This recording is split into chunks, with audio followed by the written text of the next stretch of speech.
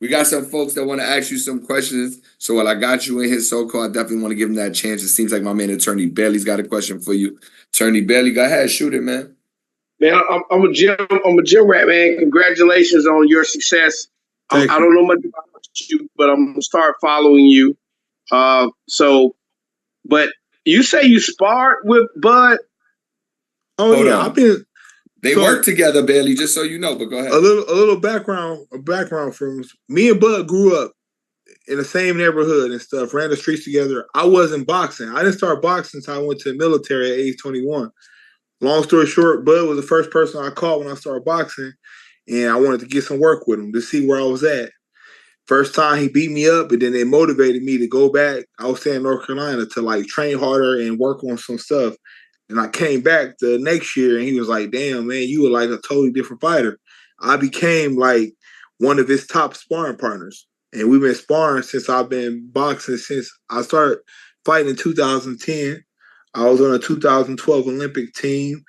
Bud was already pro then, and he won his first title in 2014. I've been one of Bud's sparring partners since then. Man, we go back and forth. I was fighting light heavyweight, super middle, and Bud, it's hard to find work for Bud because we bring people into camp and they don't hold up. So I've always had to take the I always had to step up and be like, all right, Steven sparring because I was good and I'm bigger, so I can take a little bit more pressure. And when we spar, people be around the ring it'd be like chess match because we know each other so well, and it's like we're countering each other counters to the counter. We doing 3-4 different counters to one exchange because we know each other so well. So it's more of a more technical, sparring session now. So let me ask you this, and this is the reason why I'm asking you. Now, you sparred with him at lighter weights, right? While he was at lighter weights.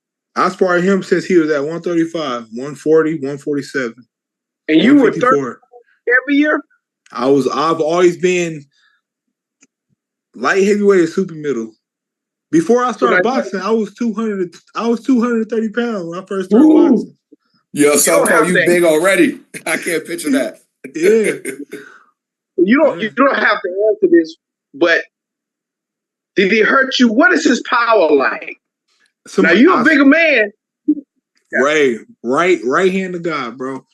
Last weekend, some guys came to Omaha from I believe Kansas City. And they was after I sparred with them, and then they was asking me questions. I said, "You can ask me any question." They was like, "Man, what's the hardest you ever been hit?" I was like, "Bud." First rip off the rip, Bud, man, I've in a fight and sparring anybody, Bud didn't crack me the hardest anybody. Because it's not always about like how much muscle you got. Bud just know how to punch. He just know how to hit you in certain spots and certain timing that hurt. And like he'll lure you to sleep. He'll lure you, be sitting there boxing, he like, dang, like, but anybody ever sparred and fought, Bud hit me the hardest of anybody. You have any doubt that he could hurt Canelo? Yeah. For sure. Like I said, because it's not about size. It's not about how much muscle you got. It's about how you punch, when you punch, timing. That's what it's all about. Attorney Bailey, hold on 1 second. Carlos, do you have any questions for us, Soko, while we got him with us? No audio problem. Johnny boy, you got a question? Anybody in the chat? I just want to make sure. So just so y'all know, my man Soko also put in a full day of work today. He did his thing, and we appreciate his time. So while we got him here, let's make sure. I'm a jack of all trades. I do everything. Definitely, and we appreciate your time, man. Thank you very much for joining tonight. I think I heard Johnny boy. Go ahead, Johnny boy. Can you hear me? Yeah. I hear you. Woo. Finally, I'm on the thing. I'm a little put back, but I heard you talking about Crawford and fighting Conor McGregor going into that matchup. But you saying that Crawford actually hits harder than heavyweights? I'm pretty sure you sparred with heavyweights, right? Yeah. And he's hitting hard, so you think well, he has no. Let me take you back. I didn't say he hit harder. To ask who I've been hit the hardest by. Okay. Because of his accuracy. His accuracy. You know what I mean? I've had big heavyweights try to pound and you see it coming. So you can brace for it. Yeah. You know what I mean? It's like getting hit, you know, like a kid can come up to you right now behind and this hit you and you be mad as hell. Like, who the hell just hit me? You turn around and be a little kid because it wasn't expected. Versus somebody big right in front of you punching, and you see it coming, you like, and you brace for it. So like that's how you get hurt though, is when you get hit with them punches that you don't see coming or that you didn't expect. Factor. Yeah.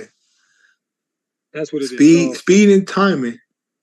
Because it be sometimes like it be weird, like with Bud timing, sometimes he'll hit you and it don't be fast. It just be like he'll like timing. This is good timing. He'd be like, boom. He'd be like, damn, I see. Like he'd be like, I seen it, or I knew it was coming, but it was just reaction. It was hard to react to it.